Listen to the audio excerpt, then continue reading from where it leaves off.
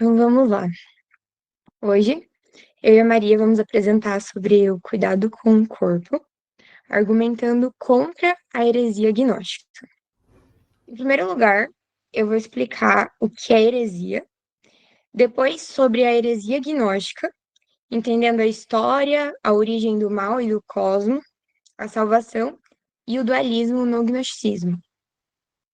A contra-argumentação será cristã, então nós trataremos da dualidade e do corpo. Depois, propriamente, sobre o cuidado com o corpo. Aí eu e Maria vamos alternando para falar de alimentação, sono, exercício físico e assistência à saúde. Diante deles, nós vamos corrigir as más interpretações para uma perspectiva cristã. Eu começo com Colossenses 2, versos 8 a 10, em que a fala de Paulo dá a entender que ele argumenta contra uma heresia que envolvia o corpo e Cristo. Corpo de Cristo. Diante desse verso, a heresia gnóstica cai por terra. Então, vamos ler. Cuidado que ninguém vos venha a enredar com sua filosofia e vãs sutilezas, conforme a tradição dos homens, conforme os rudimentos do mundo, e não segundo Cristo. Porquanto nele habita corporalmente toda a plenitude da divindade.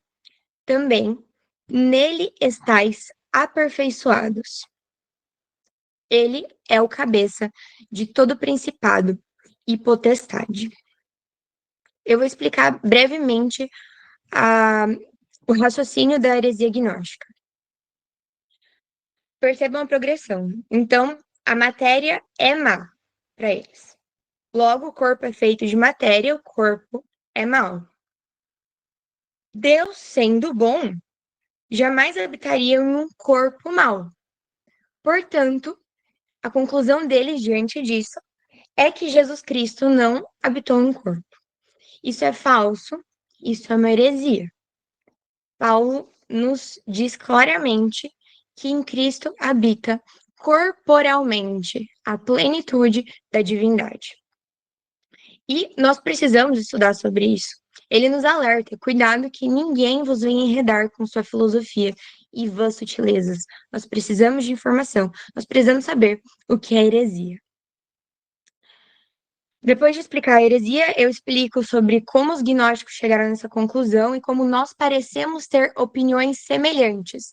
Talvez não como essa, sobre o corpo de Cristo, mas sobre o nosso próprio corpo. Esses eu vou ler. Eu tirei essas frases de um livro deste autor. No final, a gente deixou bem certinho as referências.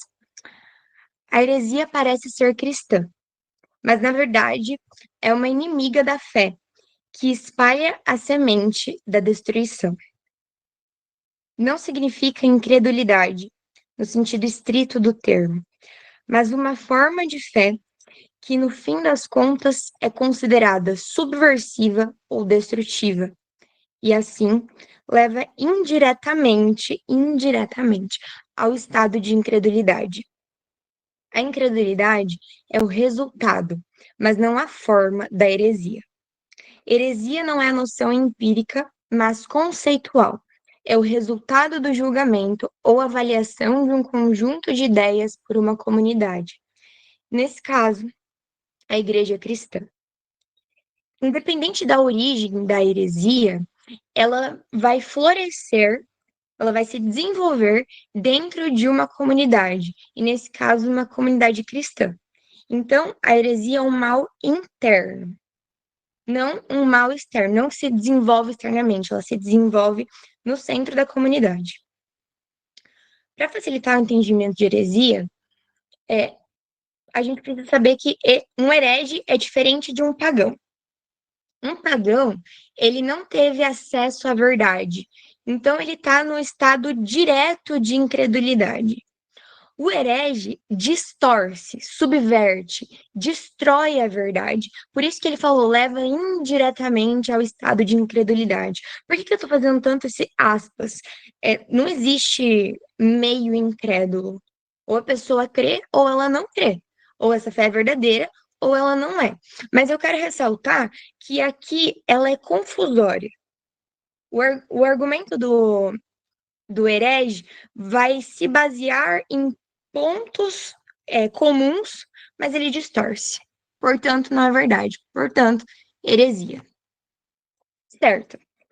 Falando agora de gnosticismo. Surge lá no comecinho, junto com o cristianismo, nos séculos I e II, progridem no final da Antiguidade, então século V, no Império Romano, formado por grupos heterogêneos. Tem muito sincretismo, e por isso é tão difícil caracterizar. Os historiadores têm dificuldade, no livro ele cita isso. Mas precisa de um ponto de encontro, para a gente colocar todo esse povo em uma caixinha, que é o gnosticismo.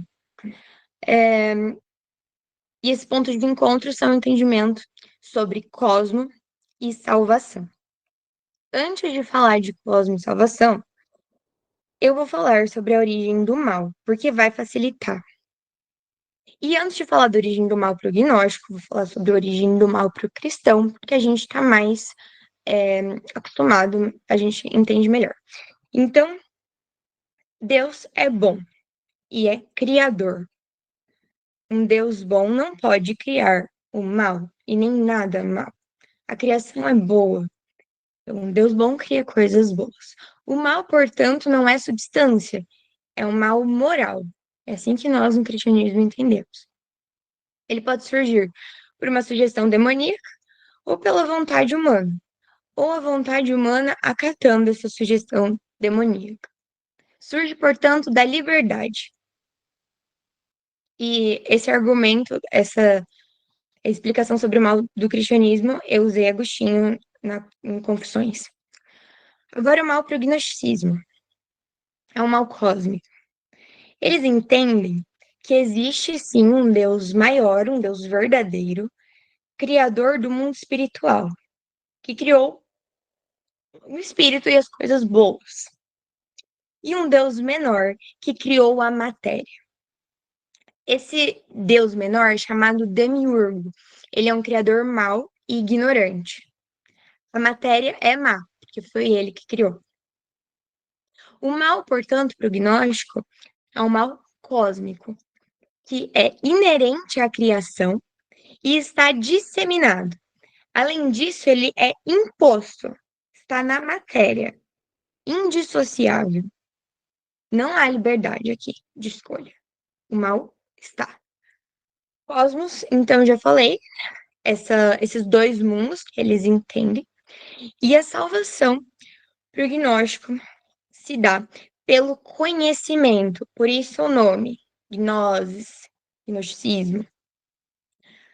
Não é o conhecimento que nós entendemos. Então, é salvação pelo conhecimento da filosofia, da teologia. Essa pessoa é muito gnóstica, porque ela acha que ela vai se salvar conhecendo. Não. Na verdade, o gnóstico se salva pelo conhecimento da origem divina por meio de mensageiros. E esse conhecimento que eu citei para vocês e muito mais. Inclusive conhecimentos secretos, segundo eles. Mas é errado dizer salvação pelo conhecimento, ponto. Na verdade, não é só isso. E não é o conhecimento como nós entendemos. Aqui uma imagem ilustrativa desses dois mundos que eu falei. Então, o mundo físico criado pelo Demiurgo, aqui um gnóstico conhecendo a verdade do mundo espiritual, conhecendo o verdadeiro Deus, indo em direção saindo da matéria, indo em direção ao espírito, se libertando. E aqui entra, salvação para o gnóstico é libertação. Salvação para o cristão é redenção. Criação para o gnóstico é imperfeita, é má. Para o cristão é boa. O corpo para o gnóstico é inconciliável. Eles pregam a rejeição do prazer e a mortificação. Em um primeiro momento, talvez um cristão desatento pensa, rejeição do prazer, é isso mesmo, isso é cristão. Não, isso é uma forma ascética de se viver. Nós somos ensinados ao equilíbrio, não a rejeitar o prazer. Aqui algumas frases que o ChatGPT criou e que a gente já ouviu coisas semelhantes. Eu imagino que vocês também tenham ouvido. A carne é má e me separa de Deus. O que eu faço com ela não afeta meu relacionamento com Deus, porque eu cuido do meu espírito. O verdadeiro cristão despreza os prazeres físicos. Então, ele vive de forma ascética. Ninguém fala isso, né? Vive de forma ascética, mas o verdadeiro cristão despreza isso. Eu sou muito maior do que esses prazeres. O que importa é só o espírito. O corpo é só uma casca temporária. Então, somente o espírito importa? Será mesmo? Bom, gente, nós entendemos que o nosso dever, como cristãos, é combater qualquer tipo de heresia. E a heresia gnóstica, em específico, um dos aspectos dela é considerar o corpo inferior, no caso a matéria, mas a matéria é o corpo. Enfim, só que quando a gente se volta para a criação de Deus, quando o Senhor cria os céus, cria mares, o Senhor cria também o ser humano, o que é que ele fala? Eis que era muito bom. Isso é Gênesis 1:31.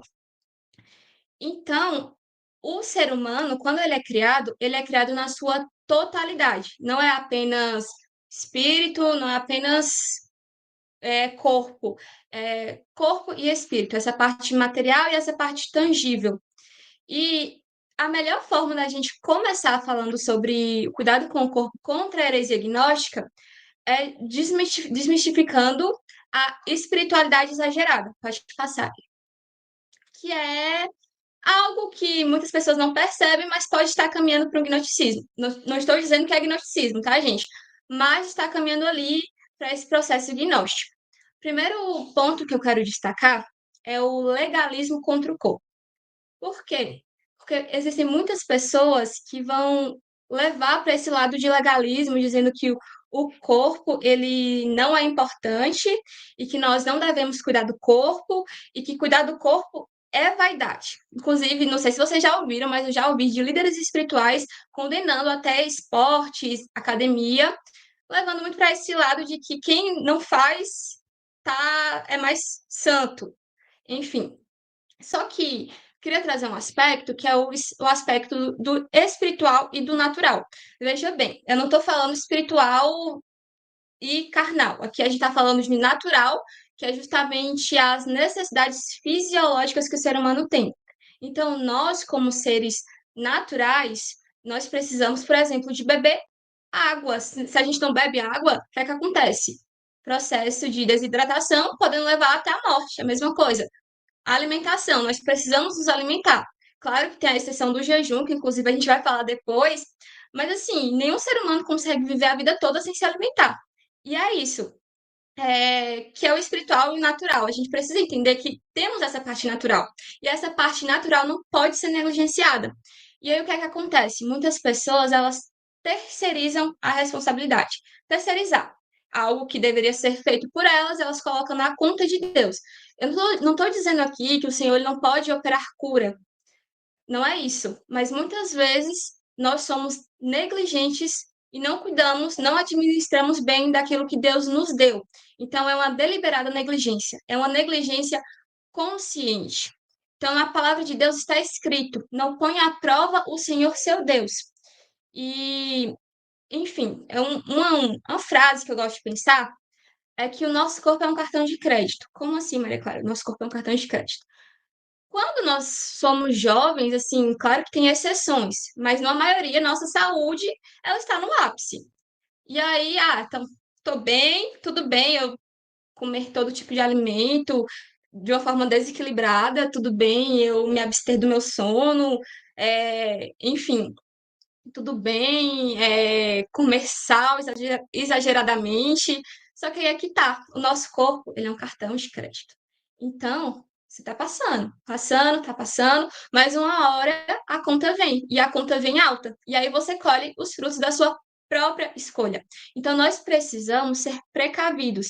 Inclusive, esse versículo aqui de 1 Timóteo vai mostrar bem isso. Não bebas mais água só, mas usa de um pouco de vinho por causa do teu estômago e das tuas frequentes enfermidades. Então, aqui é uma aplicação prática. Paulo, ele viu várias curas, mas aqui Paulo está falando de uma aplicação prática para Timóteo. Então, nós entendemos que nós, como seres humanos, temos essas necessidades naturais e nós não podemos levar para uma esfera espiritual no sentido de deixar de fazer a nossa parte. Deu para entender? E aí, a frase clássica, acho que todo mundo aqui conhece. Deus me deu um cavalo e uma mensagem. E eu matei o cavalo. Já não posso mais levar a mensagem. O nosso corpo é o cavalo pelo qual levamos a mensagem de Deus. Se não cuidamos dele, destruímos o próprio instrumento que Deus nos permite cumprir a missão. Então, isso é óbvio, gente. Se você não está bem, como é que você vai servir o seu próximo? Como é que você vai propagar o evangelho? Então, vocês percebem que é uma responsabilidade consigo, mas também é uma responsabilidade que se expande para a sua comunidade? Então, essa frase aqui do Subirá, a gente usou muito os conteúdos dele.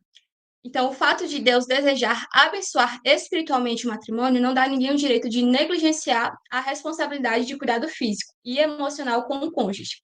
Igualmente, o fato de Deus ter feito promessas de cura e saúde não nos dá o direito de negligenciar o cuidado com o nosso próprio corpo. Isso aqui é excelente. É uma conclusão porque é justamente isso.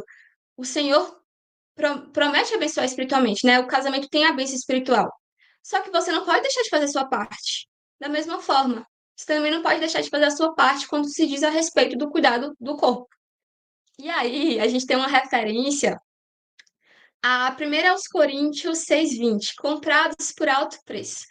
Gente, aqui nós não queremos distorcer a palavra de Deus, por isso eu acho importante falar o contexto daqui, né? Paulo está advertindo a igreja de Corinto, porque essas pessoas, elas estavam tendo práticas de prostituição cultural, levando muito para esse lado de imoralidade. E achando que tudo bem, é um apetite natural que eu tenho, então, enfim, sou livre e vou fazer. Mas aí já estava levando para o lado da libertinagem, né?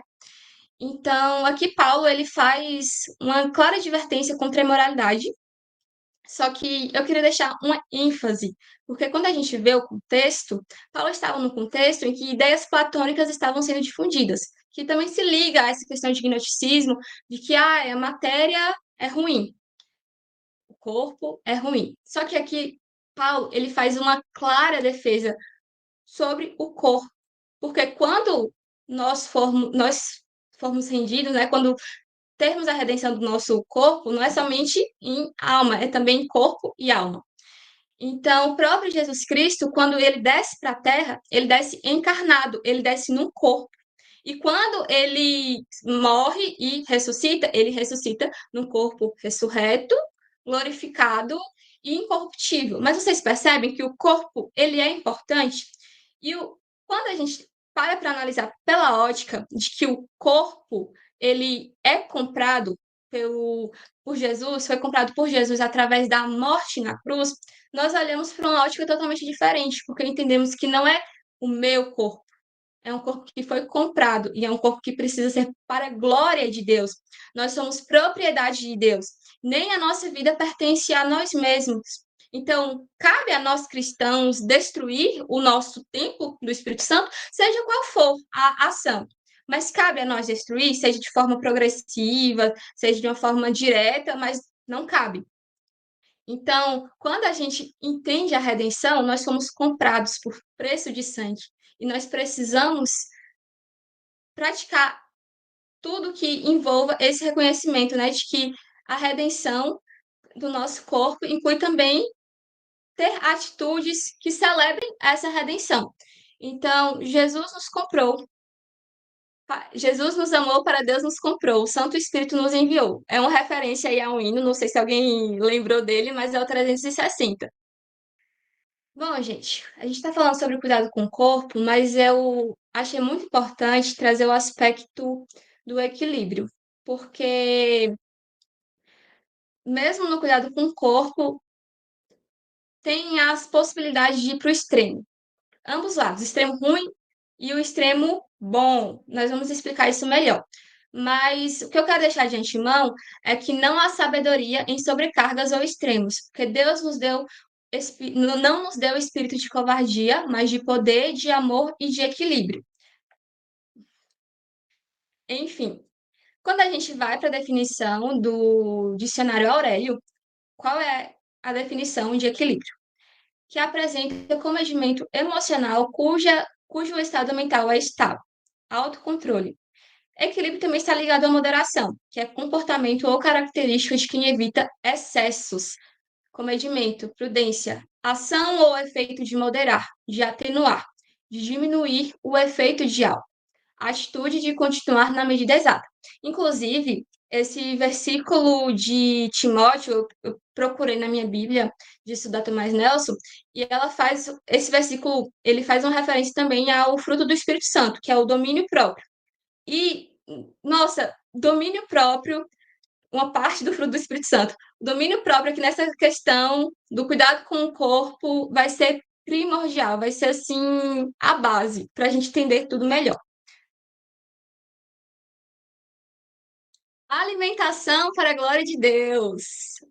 Gente, a partir desse momento, nós vamos fazer, né, a prática boa e a contraparte, de forma didática, para vocês entenderem sobre o equilíbrio e como não há sabedoria nos extremos. Então, e Deus disse ainda: Eis que lhes tenho dado todas as ervas que dão semente e se acham na superfície de toda a terra, e todas as árvores em que há fruto que dê semente. Isso servirá de alimento para vocês. O que é que a gente percebe? A alimentação faz parte da criação. O próprio Senhor, ele criou o alimento. Então, ele provê o alimento. E o alimento para nós, qualquer ser humano, né? É uma fonte de energia e de sustento. Então, nós precisamos entender isso, que o alimento é algo bom, é algo procedente de Deus. Inclusive, o próprio alimento também é uma fonte de deleite, porque é prazeroso comer, né? E só que precisamos entender que em todo deleite há necessidade de sermos responsáveis, porque no prazer há também um limite. O próprio Senhor ele coloca uma cerca de proteção que é justamente para a gente não tender aos extremos e para não entrar no campo do pecado. Então, por exemplo, vou usar novamente o exemplo do casamento. O ato sexual no casamento é lícito, mas se você vai para o extremo da imoralidade, vai para o extremo da prostituição, você já está indo ali, está fazendo algo que era para ser bom se tornar um pecado. E aí que entra essa questão da alimentação. Nós precisamos ter responsabilidades e limites, porque senão vira o pecado da glutonaria.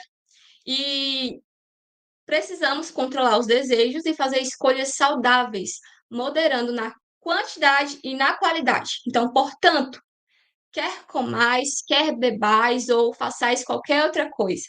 Fazer tudo para a glória de Deus. Tudo na nossa vida precisa ser para a glória de Deus, inclusive esses aspectos fisiológicos. E comer e beber para a glória de Deus envolve não apenas a moderação da quantidade de alimentos, mas a seletividade que deveríamos, com bom senso, praticar. Então, também envolve a compreensão de quando comer. E aí que Sofia vai falar sobre o pecado da gula agora. Quando não comemos para a glória de Deus, nos tornamos glutões. C.S. Lewis, no livro Cartas para um Diabo, Seu Aprendiz, fala de dois tipos de gula: a gula do excesso e a gula da delicadeza. A gula do excesso é mais clara e mais conhecida, e mesmo assim lutamos contra ela. É o comer além da necessidade fisiológica. A gula da delicadeza é muito comum, e era muito comum na época, inclusive ele fala disso, lá na Europa, que é obter exatamente o que quer. Então, extrair o máximo de sabor daquele alimento e colocar ele no ponto. E se ele não estiver naquele ponto, a pessoa rejeita, joga fora, dá trabalho para os outros. Por exemplo, vai num restaurante, a comida não fica exatamente daquele jeito e a pessoa manda refazer. Então, isso também é um tipo de bula. E uma frase que eu tirei desse livro: o estômago dela, agora, domina toda a sua vida. Eu acho que ela resume bem esses tipos de gula. E nos cabe a reflexão: será que o nosso estômago está dominando a nossa vida ou partes da nossa vida de forma que nos incomoda? Ou de forma que a nossa vida não caminha como deveria? É, e outro trecho de José Maria Escrivá, Eu separei aqui e vou ler para vocês. No dia em que te levantares da mesa, sem teres feito uma pequena mortificação, comeste como um pagão. Essa mortificação que ele fala é, por exemplo, nossa, tô com muita vontade de repetir. Ah, não vou fazer isso. Vou fazer essa pequena mortificação da minha vontade. Ai, acabei de comer o almoço, vou para um docinho. Não, vou mortificar minha vontade. Ou seu prato favorito tá na mesa e tem outras opções que não são tão boas, mas são nutritivas, e aí vou mortificar minha vontade hoje. Sim, temos muitas oportunidades. Eu achei bem impactante essa frase. E bem dramática também. Habitualmente comes mais do que precisas. E essa fartura, que muitas vezes te produz lassidão e mal-estar físico, torna-te incapaz de saborear os bens sobrenaturais e entorpece o teu entendimento. Que boa virtude, mesmo para a terra, é a temperança. Inclusive, tem um nome disso, nem falei com a Maria, tem um nome disso na medicina que é alcalose pós-prandial. Essa preguicinha que a gente fica depois de comer demais.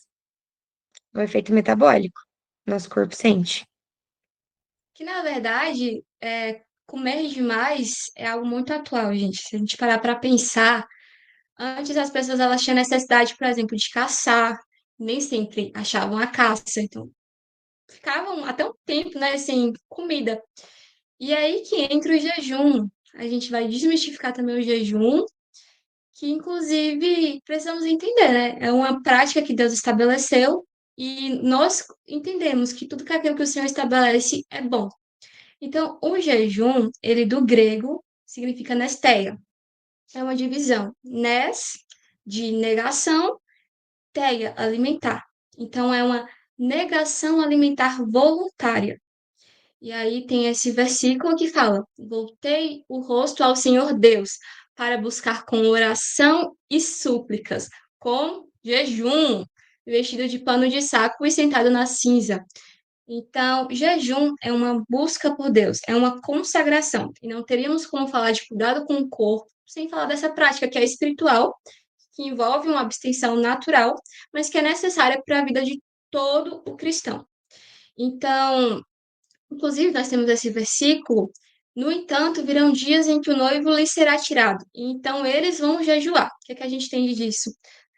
Algumas pessoas, né, os fariseus, os hipócritas, foram falar, né, porque que os discípulos de Jesus não estavam jejuando. O que é que Jesus vai dizer? Quando o noivo lhes ser tirado, aí sim, eles vão jejuar. Então, o jejum também é saudade do noivo. A gente pensar, nossa, Maranata, ora vem Senhor Jesus. Então é uma prática que você reconhece, né? Que saudade do noivo.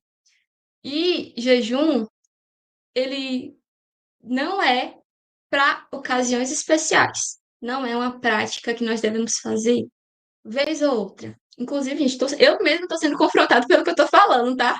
Então, o jejum, ele é um estilo de vida. Ele é uma disciplina espiritual.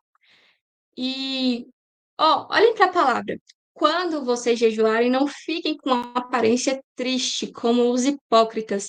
Não está falando se vocês jejuarem, está falando quando. Quando indica tempo, temporalidade. Então, é algo que é esperado para o cristão, o jejum. Então, o jejum, ele é diferente de propósito. Eu vou falar sobre isso também, porque às vezes a gente confunde. Jejum, na etimologia bíblica, né, vindo ali da Bíblia, é abstenção de alimentos. Então, eu vou fazer um jejum de internet, um jejum de redes sociais. Isso não é jejum, isso é um propósito, que também é válido. Só que nós precisamos entender, não substitui o jejum. O jejum deve ser a prática primordial, e aí os propósitos seriam, então, os complementos, digamos assim. Que somados juntos, claro que vai ter um efeito muito importante. E outra coisa que eu preciso esclarecer, é que jejum não é barganha. Você não está ali jejuando para, eu vou jejuar porque eu quero alcançar uma bênção do Senhor. Não é isso, gente. Jejum é consagração. É você entender que você precisa de Deus, que você precisa se consagrar a Ele. E o jejum é uma forma disso. Depois a gente vai falar melhor, porque o próprio jejum, ele mortifica a nossa parte carnal. Mas enfim, nós precisamos entender que jejum não é barganha, porque nós somos filhos de Deus. E o Pai, ele entende o que é que nós precisamos. Então, se uma bênção que esperávamos não veio, é porque não precisávamos daquilo. O Senhor é teu pastor. Então, aquilo que você não recebeu é porque não te falta. Seja completa nele. Enfim, outra coisa que eu quero esclarecer também é que jejum, ele não é dieta. Eu vou ficar sem comer. Mas o que adianta você ficar sem comer e você não se aplicar às disciplinas espirituais, você não se consagrar, você não meditar na Bíblia, você já está perdendo o propósito do jejum. Então, entendam isso, não é dieta. Claro que tem a consequência, né? Porque você está se privando do alimento, então pode haver esse efeito colateral, que é a perda de peso, mas o propósito não é esse. Por que jejuar? Eu acho que só com aquele outro slide já está claro que nós precisamos jejuar, né? Mas vamos levar para um lado assim mais específico. O jejum, ele é uma forma da gente aprender a vencer os nossos desejos. É tirar o eu do trono, mortificar a carne e os seus apetites. Por quê, gente? Porque nós, enfim, temos a alimentação muitas vezes como um entorpecente e, enfim. E aí muitas pessoas inclusive falam, né? Mas quando eu faço jejum, eu fico super irritado.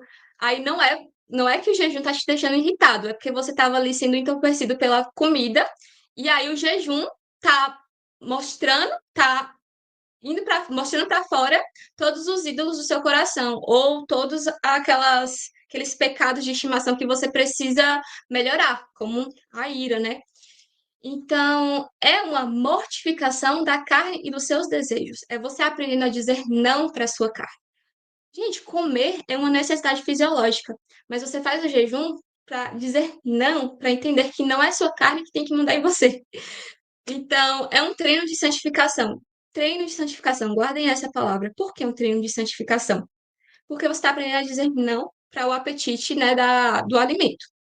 Da mesma forma que você está aprendendo a dizer não para o apetite do alimento, você também está aprendendo a dizer não para situações que podem vir. Você está aprendendo a dizer não para o apetite sexual, que, no caso, considerado como pecado, tá, gente? Eu estou dizendo aqui no aspecto de pecado. Você aprende a dizer não a propósito indecente. Você aprende a dizer não a tudo aquilo que vai de contra a palavra de Deus. E, inclusive, eu preciso tocar nisso. É meio, assim, dolorido, mas nós, como cristãos, temos o estigma de comilão. Crente não bebe, mas crente come, que é uma beleza. Mas aí é que tá. Sofia já disse, glutonaria é um pecado. E nós não podemos normalizar nenhum tipo de pecado. E quando a gente olha para a palavra de Deus, como é que Eva foi tentada? Pela comida. As pessoas, elas estavam recebendo maná do céu, estavam com saudade da comida do Egito, queriam voltar para o Egito por causa da comida. Então, vocês percebem que comida é uma fonte de prazer e deleite. Mas, como tudo na nossa vida, pode se tornar um ídolo. Então, inclusive, é um ídolo da nossa geração. Então, precisamos também quebrar com esse estigma do crente comilão. Então, aplicações práticas. Como jejuar? Claro que não dá para querer fazer um jejum assim de uma hora para outra, precisa de uma preparação. Então, a aplicação prática é justamente você ir parando de comer açúcar, glúten, leite, para ir desintoxicando o organismo. E, enfim, eu vi que o versículo que Vanessa mandou Gente, é claro que o jejum ele pode trazer também, enfim, esses efeitos, né? Mas é isso que eu quero que vocês entendam, que o jejum ele não é uma barganha. Você não pode fazer o jejum querendo, por exemplo, barganhar com Deus. É só isso que preciso deixar claro. E outra coisa, aplicações práticas, uma coisa importante também é a meditação bíblica e oração. Calma aí, viu, Ellen? Deixa eu só concluir aqui. Que nem eu falei para vocês. A meditação bíblica e a oração, ela precisa fazer parte do jejum, porque senão é somente dieta. E aí, outra coisa, esqueceu, sei lá, colocou uma bala sem querer na boca, recomece. É Deus que são do seu coração. Deus está vendo ali sua intenção. Ai, não vou mais fazer jejum porque fiz isso, cometi isso. Gente, aconteceu de quebrar o jejum, só recomeça e tenta fazer de novo, até, até que você acerta no momento. Então, é isso. Ah, vamos falar agora sobre o tal do exercício físico. Inclusive, eu procurei até uma tradução assim que deixava o versículo assim, por exemplo, porque tem tradução que fala que não tem, que tem pouco proveito. Aí aqui já na NA fala que o exercício físico tem algum valor. Mas a piedade tem valor para tudo, porque tem a promessa da vida de que agora é e daqui há de vir. E aí, gente, quando a gente olha para etimologia grega, gimnásia, temos dois tipos de pensamento. Um era o rigor de atletas para estarem aptos para competições, ou seja, a estética super valorizada. E o outro é o ascetismo, né, que Sofia inclusive já citou, a mortificação do corpo para propósitos religiosos, a abstinência forçada no casamento, para levar mais próximo de Deus, numa estética de campo moral. Enfim, mas eu queria trazer para vocês um aspecto que muitas vezes a gente não para pensar, que é a lente cultural. Quando a gente para observar a cultura dos povos mais antigos da Bíblia, a locomoção se dava principalmente a pé e em longas distâncias. Então, eles não tinham essa facilidade que hoje nós temos de carro, moto. Então, só daí a gente já entende, mesmo que não era o exercício físico na forma técnica que nós conhecemos hoje, mas ainda assim eles se mantinham ativos. Então, o que é que a gente conclui? Eles não tinham o estilo sedentário de vida que nós temos hoje. E aí, inclusive, eu queria trazer uma frase do Iago, foi através de um vídeo dele que eu citei sobre exercício físico, e ele falou assim: nós podemos estar vivendo sem perceber uma espécie de gnosticismo, ignorando aspectos da nossa saúde. Então, vamos lá para as aplicações. Os benefícios, todo mundo já conhece, todo mundo sabe que exercício físico é importante, mas vamos entender também a aplicação de 1 Timóteo. Então, primeira coisa, o exercício físico tem algum valor. Paulo não está dizendo que é pecado, não está dizendo que é inútil, não está dizendo que é vaidoso. Então, o problema é usá-lo como substituto da vida com Deus, ou no caso do ascetismo, como método para alcançá-lo. O pouco proveito é justamente o cuidado com o corpo, porque você também é a sua fisicalidade. Você precisa de um corpo funcional e saudável. Então, que por si só é uma forma de glorificar a Deus. E por fim, mas não menos importante, a piedade. A piedade, realmente, se a gente for olhar para uma ótica de exercício físico, o exercício físico traz benefício para a temporalidade. Mas a piedade é tanto para a temporalidade quanto para a eternidade. Então, claro que a piedade está acima, né? Então, a piedade ela deve estar acima desse conceito de estética, porque ela corrige os nossos conceitos distorcidos pelo pecado. Então aí fica a sugestão que todos nós devemos praticar, né? Além do exercício físico, que nos exercitemos também em piedade. Sobre os benefícios do exercício físico, nós costumamos ouvir sobre aqueles a longo prazo.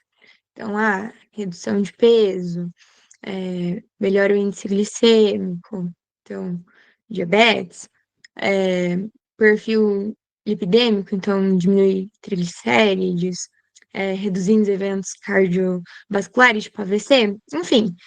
Só que eu acredito que para a formação de hábito, e mais para frente vou falar disso de novo, a gente precisa da recompensa muito clara.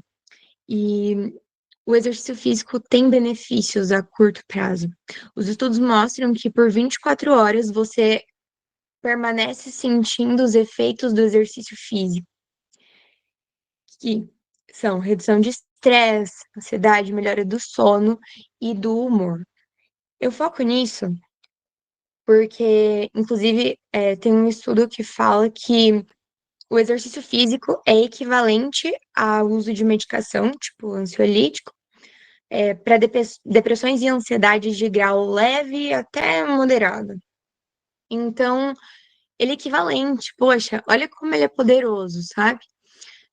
Além disso, saúde hormonal, principalmente as mulheres, né?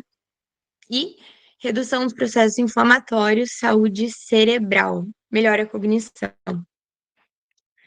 O exercício físico te deixa mais inteligente, quase. Mas você consegue pensar melhor. O que te deixa mais inteligente é assistir as reuniões do GEP. Eu acho que não é o caso de ninguém aqui, espero. Mas lembra que no início eu falei que nós precisamos de equilíbrio? E nesse equilíbrio, nós também precisamos do equilíbrio a respeito do exercício físico. Porque, infelizmente, muitas pessoas levam o exercício físico para um campo de idolatria. Não o exercício físico em si, mas a gente sabe, né, que o exercício físico também está ligado à estética. Gostaria de deixar claro que na Bíblia ela não traz uma conotação negativa à estética. A estética ela pode ser usada tanto para o bem quanto para o mal. Vocês podem ter como exemplo Esther e Jezabel, que ambas usaram da estética com propósitos diferentes. Mas tem esse perigo do corpo virar um ídolo. E aí a estética ela não pode preceder a ética, ou seja, o nosso exterior de forma alguma pode é, preceder o nosso interior, os nossos valores. Então, existem pessoas que fazem da estética algo super valorizado. E o que é que isso acontece? O que é que acarreta? É justamente na identidade pautada na aparência. Então, a pessoa, a sua identidade é somente a aparência. Nada mais que isso. Que é antibíblico, né? Porque nossa identidade precisa estar em Cristo, na palavra de Deus. Então, quando a satisfação e a alegria estão centradas apenas no corpo, surge um verdadeiro altar de idolatria. Tudo, toda a vida gira em torno de dieta, academia, autoimagem e aparência, levando a um vazio existencial e a uma dedicação exclusiva ao cuidado de si mesmo. Não estou dizendo que não devemos cuidar de nós mesmos. Inclusive, a reunião é justamente para a gente entender que o nosso corpo precisa desse cuidado. Só que lembra, gente, equilíbrio. Equilíbrio é a chave. Então, idolatria, qualquer coisa que você está colocando acima de Deus. E se você coloca o seu corpo acima de Deus, você já está praticando a idolatria. Então, quando o corpo vira o ídolo? Quando a academia é prioridade e o devocional, nem sempre. Então, essa frase aqui é bom para a gente pensar. Quanto do nosso coração está no espelho e quanto está em Deus? Para fechar, glorificar a Deus através do corpo é não fazer do corpo o seu Deus. Muito boa essa frase. Em vários sentidos. Não fazer do corpo seu Deus porque você é, só pensa nele para deixar ele melhor, mas também porque você o serve, os desejos dele. Ai, tô com fome, vou comer um chocolatinho. Ai, tô com vontade de assistir uma série, vou assistir, nem vou dormir. Sobre isso que a gente vai falar, sobre sono. Quando fala de cuidado com o corpo, vem na mente alimentação, exercício físico, acabou. Tipo, o que a gente vai falar? Nas redes sociais, o povo foca muito nisso. Mas o sono é uma forma de cuidado com o corpo. E tem a teologia do sono, que Iago Martins traz no seu livro Pecados Aceitáveis. Ele vai falar do pecado da insônia. Não insônia como um sinal, sintoma, um sintoma, na verdade, não insônia como um sintoma ou como uma doença. Isso não é pecado, isso precisa ser tratado, é importante ressaltar. A insônia que ele diz é aquela autoprovocada, em que você tá cansado, você sabe que é hora de dormir, é hora do seu soninho, mas você força a permanecer acordado por vários motivos. Esse que eu falei, assistir série, assistir filme, ficar no celular, e aí, claramente, né, perder tempo, um tempo precioso. Ou hiperprodutividade. E isso revela a nossa confiança em Deus. Eu vou ler um texto que eu escrevi sobre isso, um trechinho dele, para ficar mais claro. A vontade de produtividade é a inimiga de nosso sono, e muitas vezes a inimiga da nossa confiança em Deus. Quantas vezes rolamos na cama por causa das preocupações, sem descansar no Senhor? Quantas vezes levantamos durante a noite tentando correr atrás de afazeres a serem feitos para rendermos mais? Quantas vezes confiamos mais naquela frase, estude enquanto eles dormem, e confiamos menos no Deus que é a própria sabedoria e que nos ordenou o descanso? Saber descansar em Deus é um ato de humildade. Somente uma criança que sabe que está sendo bem cuidada consegue adormecer no balanço do colo de sua mãe. Em Salmos, inútil vos será levantar de madrugada, repousar tarde, comer o pão que penosamente granjeastes. Aos seus amados, ele o dá enquanto dorme. E o oposto da hiperprodutividade é a improdutividade, a preguiça. Eu acho que é menos comum, porque a gente tem uma vida muito corrida, mas é comum nas férias, em que a gente às vezes fica sem fazer nada. Só que é importante lembrar que nós somos cristãos. Então não existe um período do ano que a gente pode ter preguiça, porque a gente não tira férias de ser cristão. Varter com a formiga, preguiçoso, considere os seus caminhos e ser sábio, não tendo ela chefe, nem oficial, nem comandante. No estio, prepare o seu pão. Na cega, ajunte o seu mantimento. Ó preguiçoso, até quando ficarás deitado? Quando te levantarás do teu sono? Então percebam, não é dormir demais, nem dormir de menos. É o equilíbrio. E mais, fazer as coisas a seu tempo. Será que essa hiperprodutividade da noite não significa uma desorganização durante o dia? Gente, pensar sobre isso. Finalizamos o sono, agora a assistência à saúde. O cuidado com o corpo também pode se dar através de medicações, médicos, psicólogos, psiquiatras, enfermeiros e os demais profissionais da saúde, nutricionista, fisioterapeuta, enfim. Se eu começar a citar, o pessoal do GEB vai ficar bravo, porque tem um monte de gente da área da saúde. Mas todos vocês, todos nós, nós temos um trabalho importante. E esse cuidado, essa assistência à saúde não pode ser negligenciada. Nós temos dois exemplos na Bíblia em que isso acontece. Deus usa meios terrenos para cuidar. Depois vocês dão uma lidinha, eu vou passar porque já são 10 horas. Vamos lá, gente. Vamos fechar essa reunião usando teologia. Então, vocês entenderam através da teologia que o cuidado com o corpo é importante. Então, a gente precisa administrar desse bem que o Senhor não nos deu, né? Nos emprestou, porque também o nosso corpo não é nosso. É templo e morada do Espírito Santo foi comprado por Jesus. Só que aí eu queria trazer um aspecto da renovação da mente. Não vivam conforme os padrões deste mundo, mas deixem que Deus os transforme pela renovação da mente, para que possam experimentar qual é a boa, agradável e perfeita vontade de Deus. Que nesse processo, Paulo está falando sobre santificação. E eu quero que vocês entendam que a santificação na vida cristã, né, ela parte de um princípio que você precisa, primeiro precisa entender que algo precisa ser mudado. O Senhor traz esse despertamento E aí, essa renovação da mente é justamente uma mudança de convicção. Então, a vida cristã, em todos os seus aspectos, ela deve ser pautada por uma transformação progressiva. Então, esse choque inicial, ele precisa também ter um entendimento e, consequentemente, um posicionamento. Então, não se muda a estrutura sem antes mudar os valores. E os valores é justamente pautado na palavra de Deus. Verdades não são ditas apenas para serem conhecidas como simples informações, mas para produzir convicção e firmeza de mente. Só assim que o comportamento é realmente impactado. Nós estamos falando sobre cuidado com o corpo, mas isso serve para todas as esferas cristãs. Nós precisamos ser convictos. Nós precisamos ser convictos da nossa fé e entender que nossa fé guia todos os aspectos da nossa vida. Isso é firmeza de mente.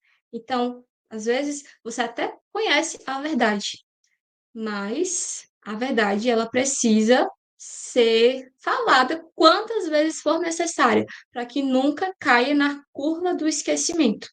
Ser fiel, constante, procede da fé.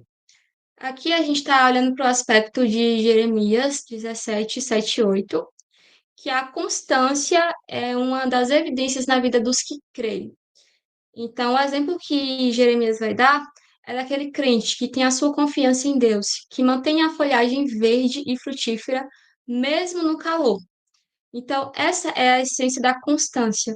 Mesmo nas adversidades, mesmo nas dificuldades, você se manter frutífero, você manter a sua folhagem verde, você se manter constante, tanto no cuidado com o corpo, quanto em toda a nossa vida. E a constância, ela procede da fé, é uma convicção firme, confiança naquilo em que acredita. Hebreu, então é digitação, mas Hebreus 11:1 e Romanos 10:17. Ora, a fé é o firme fundamento daqueles que creem. E Romanos 10:17, que fala que a fé vem pelo ouvir a palavra de Cristo. Então, o que é que nós entendemos disso? A fé, a fé vem justamente ao conhecer, ser convicto da verdade. E, por sua vez, né, ser fiel, constante, procede da fé, convicção, que por sua vez procede da persuasão, que é a mudança de pensamento. Então, mudança de pensamento é quando você é persuadido por algo. Então, nossa mudança de pensamento, ela só vai ser eficiente quando formos totalmente persuadidos da palavra de Deus na sua completude. Só assim que seremos constantes. Eu acho que é isso. Agora vamos para a parte prática da coisa. Bom, nosso ponto de partida aqui vai ser: a reunião funcionou. Todo mundo entendeu que não tem desculpa teológica. O corpo importa. Aí você olha para sua vida e, meu Deus, que caótica. A nossa não, porque a Maria a gente estudou, então a gente já ordenou a nossa vida. Mas por onde eu começo? Tantos hábitos, tanta coisa, tanta informação. Eu quero mudar, mas como? A partir de agora eu vou usar como referência o livro Hábitos Atômicos, de James Clear. E ele já começa falando pra gente mapear a área da nossa vida. Inclusive, ele diz para anotar. Anota o seu dia, passo a passo. Eu acordo, faço isso, faço isso, faço isso, faço... Dá trabalho. Mas é para você ter uma visão da sua vida e ter uma visão do que você quer mudar. Então, mapear as áreas da sua vida que precisam de mais atenção. No caso que a gente citou, sono, alimentação, exercício físico, saúde mental, idas ao médico, prevenção e manejo de doenças. Inclusive, coloquei isso aqui porque não raramente os jovens negligenciam o cuidado das suas doenças. Aquelas doenças que não são tão graves, mas que precisa tratar, precisa marcar o médico, precisa esperar ali na fila um pouquinho, ir atrás de uma medicação. Isso também precisa ser colocado como um hábito, cuidar de si com seriedade. Eu vou começar falando sobre O hábito em si, como ele é formado? É um ciclo. Eu preciso de um estímulo que gera um desejo, que gera uma resposta e por fim eu recebo uma recompensa. Aí começa de novo. O estímulo é tudo aquilo que indica uma necessidade, ele aponta para essa recompensa, uma busca por alívio, prazer. Aí tem aqueles estímulos primários, que é a reprodução, sobrevivência, e depois os secundários, que o livro traz, dinheiro, status, enfim, uma lista de estímulos. Desejo, resposta, recompensa. A recompensa tem 2 pilares.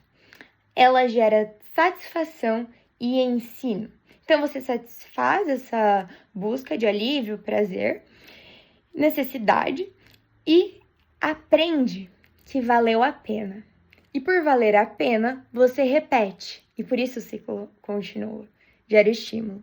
Então, sabendo disso, entendendo essa construção de hábito, como construir bons hábitos? Torne o seu bom hábito claro, para que esse estímulo seja claro. Torne o seu bom hábito atraente, para que ele te gere desejo. Torne o seu bom hábito fácil, para que você pratique a sua resposta diante disso. E torne-o satisfatório, para que você tenha satisfação do seu estímulo e repita. É assim que se faz um bom hábito. Então, agora eu vou ir, passo por passo aqui, tá? Claro. Então, nós temos três técnicas. Ah, detalhe, parênteses aqui. Eu não citei todos os tópicos do livro. Inclusive, ele faz na positiva e na negativa. Então, ele diz como tornar um hábito claro. Como esconder, como não tornar um hábito, claro, um hábito ruim. Ele faz isso. Eu não trouxe porque ia ficar muito longo. E selecionei alguns que eu acho mais importante. Certo, como que nós vamos tornar esse hábito claro? Deixe a sua intenção clara. Vou dar o meu exemplo. Eu queria sair do sedentarismo. Já fui sedentária uma época. O que eu vou fazer? O que, como, onde e quando? Quero fazer academia. Onde? Procurei uma academia perto da minha casa. Quando? Tais e tais dias, tal horário estarei lá. Escreva esse hábito com clareza, exatamente o que você vai fazer passo a passo. Empilhamento de hábitos. Esse é o meu favorito, funciona muito bem e, inclusive, eu coloco para organizar as tarefas que eu quero fazer durante o dia para não procrastinar. Essa dica é brilhante. Empilhamento de hábitos. Depois de um hábito atual, eu irei fazer um hábito novo. Então, por exemplo, eu tenho o hábito de sair da faculdade e ir para casa. Mas o meu hábito novo é sair da faculdade e ir para academia.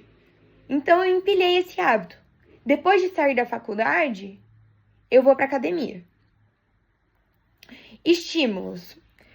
Torne esse hábito visível. Então, que você bate o olho e ele já te gera estímulo. Por exemplo, o hábito de beber água. Pega uma garrafinha, fica com ela perto. Ou, mais dramático ainda, distribui garrafinha pela sua casa, distribui copo de água. Onde você for, o copo vai estar. Eu ri porque eu lembrei daquele meme. Onde eu ia, eu tava. Ai, desculpa. Mas, enfim. Medicação. Para você lembrar de tomar suas medicações. Ah, tem a medicação na hora de dormir. Então, coloca no quarto, não coloca na cozinha. Ou a medicação para tomar na hora do café da manhã. Coloca perto do pó de café. Ou, ainda, organiza suas medicações naqueles... Tem uns potinhos que divide por dia, sabe? Também é útil, mas aí se enquadraria no tornar o hábito fácil. São alternativas, são soluções para o mesmo problema. A gente já vai chegar nesse do hábito fácil, que aí é fácil praticar, né? Comida. Quero comer mais saudável. compra frutas e deixa na bancada da cozinha. Quando você for pra cozinha, ou talvez deixe em cima do armário que guarda o chocolate, quando você for na cozinha querendo um docinho, aí você já olhou pra fruta ali, já tá ali, tá fácil. Te lembra, né? E, eu trouxe uma negativa, porque eu não tô olhando só pro slide, gente, é que eu fiz um mapa mental. Por isso que eu tô olhando pra baixo. Porque era muita informação pra pôr no slide, eu queria deixar mais clean. A negativa seria: reduza o seu tempo de contato com a tentação.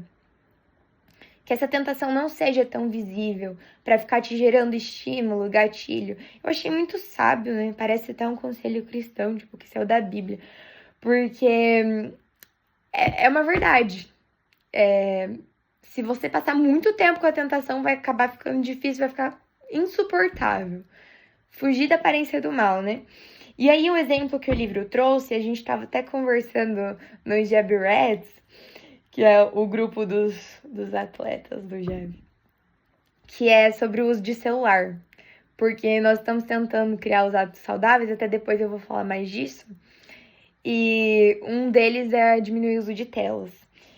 E aí a gente tava falando, colocar o celular no armário e tal, mas depois eu vou atrás. O livro já fala, coloca o celular em outro cômodo. Porque daí pra você ir atrás desse celular, você vai ter que levantar, sair desse ambiente. Até você chegar lá, você vai pensar, meu Deus, o que eu tô fazendo da minha vida? Nem eu me controlo. Nem eu posso confiar na minha palavra. E isso é forte, porque a gente dá nossa palavra pros outros. Mas e a nossa palavra com a gente mesmo, sabe? Tipo, não vou fazer, não faço. Eu sei. Gente, para. Eu também. É muito difícil. É fácil falar. Mas tem técnica. E aí a gente tá falando delas, né? Continuando. Aqui. Gym Rats, o aplicativo. Calma. Deixa eu. Já tô ansiosa que eu quero falar dele. Desejo. Desejo é um dos tópicos dos hábitos. Para um bom hábito, a gente tem que torná-lo. Para um bom hábito se consolidar, a gente tem que torná-lo atraente. O livro trazia vários tópicos, mas eu achei esse aqui o essencial porque funcionou com a gente. Funcionou comigo, tem vários testemunhos no GEV. E ele fala sobre cultura. Nós somos influenciados, todo ser humano é principalmente influenciado por esses 3 grupos. Pelos próximos, que entra amigos e família. Pela maioria, que é a tribo. E pelos poderosos, os que têm status e prestígio. Isso acontece principalmente porque a gente tem essa necessidade de aprovação, respeito e enaltecimento. É natural. E o livro fala pra gente se colocar perto de pessoas que têm os hábitos que a gente deseja alcançar. E se colocar nessa cultura mesmo, se inserir. O Gym Rats é um aplicativo, não sei se todo mundo conhece, então eu vou explicar. É um aplicativo em que você faz check-in de academia, de corrida, de exercício físico, de atividade que você praticou. E aí tem grupos e você coloca os seus amigos e vocês competem por check-in, enfim, tem várias formas de competir, por tempo, por quantidade, distância de corrida, enfim. Esse aplicativo tem unido muito as pessoas. Eu tenho um grupo da faculdade, com vocês, e para você fazer a sua postagem, ele pede uma foto também. É muito interessante porque isso gera essa conexão entre as pessoas. E funciona, gente. Inclusive, esse grupo, que é um subgrupo do Jab, que é o Jab Rats, que a gente colocou esse nome, nós falamos muito sobre esses bons hábitos. E, inclusive, nesse desafio agora a gente tá fazendo tempo de tela, leitura bíblica e check-in em alguma atividade física. E funciona. Você se inserir num ambiente desse, você é influenciado. E o hábito se torna atraente. É impressionante como é atraente fazer um check-in no Gym Rats. Fácil. Então, Para você praticar, que seria a resposta, para você praticar esse hábito, você precisa torná-lo fácil. Uma forma de fazer isso é modificando o seu ambiente e reduzindo a resistência. Lembra que eu falei do meu exemplo de sair da faculdade e ir para academia? Então, não adianta nada eu planejar fazer isso se eu não facilitar. Ou seja, preparar no dia anterior a roupa, o tênis, a meia, o prendedor de cabelo para não ficar usando caneta. Enfim, diminuir a resistência que vai ter para eu cumprir esse hábito. E aí, esse é um exemplo da academia.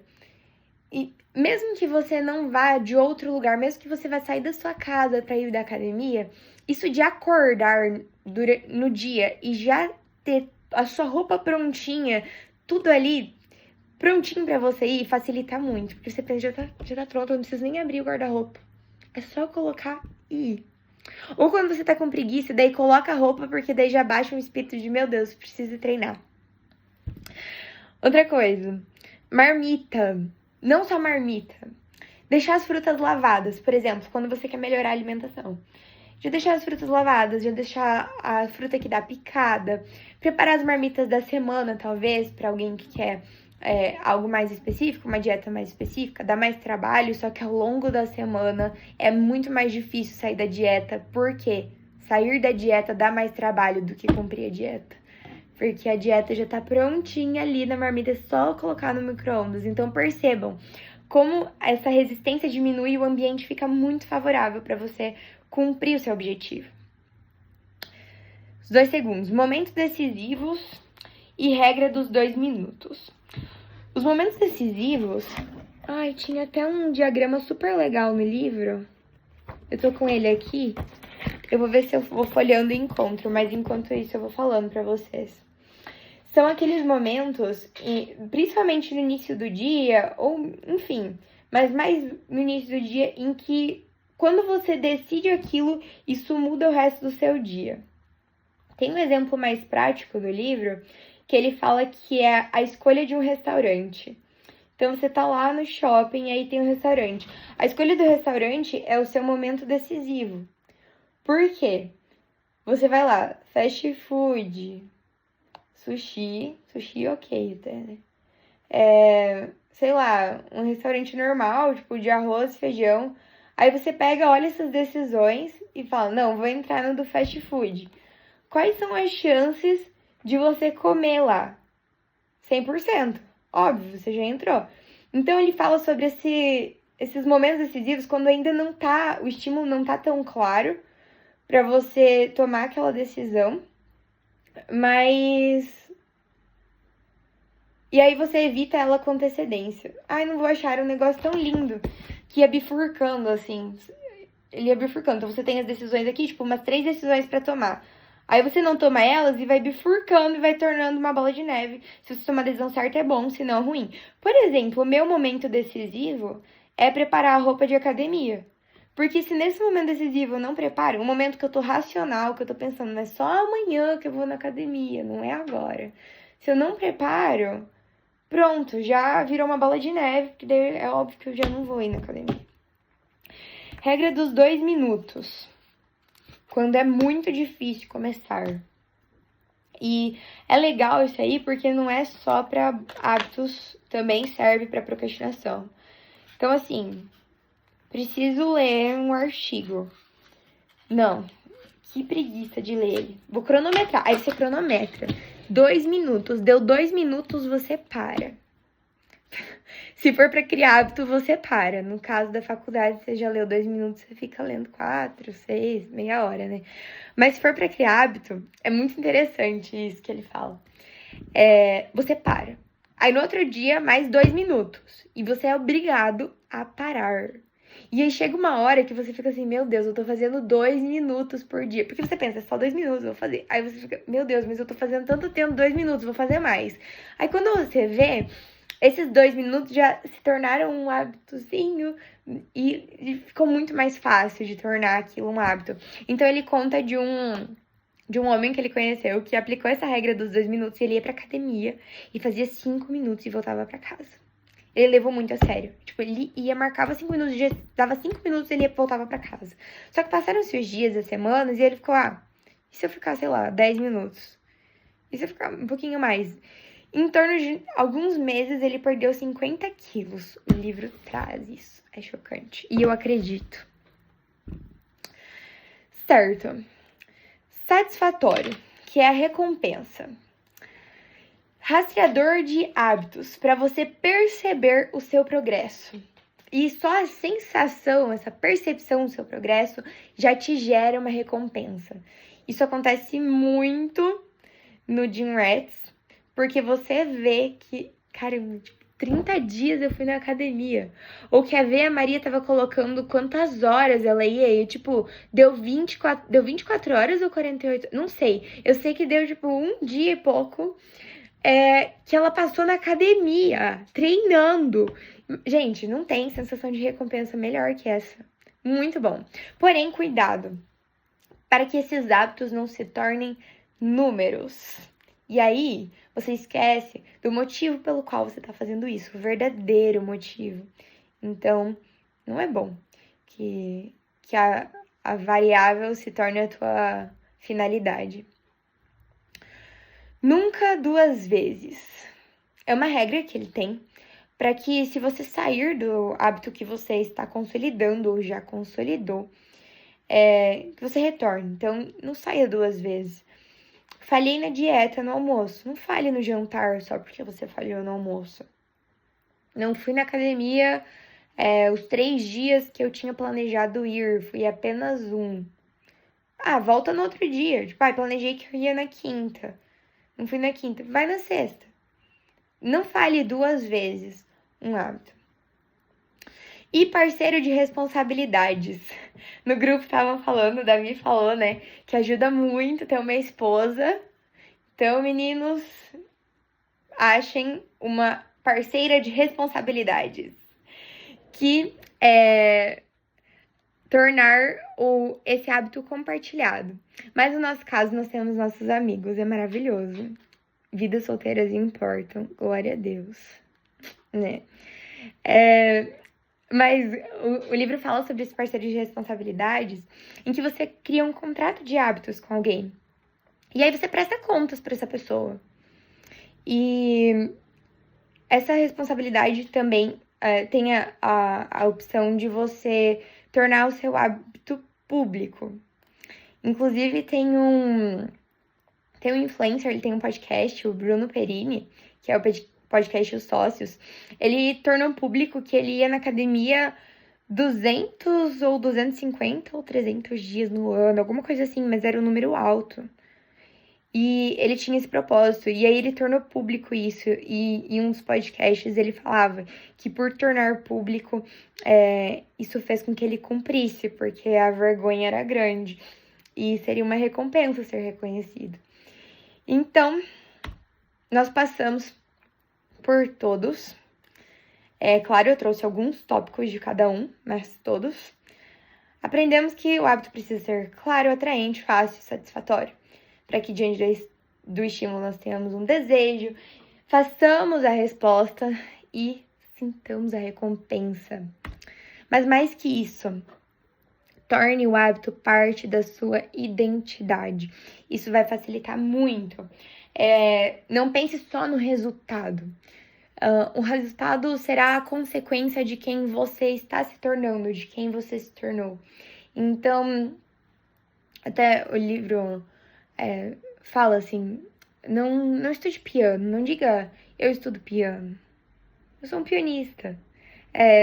Eu faço corrida, eu sou um corredor.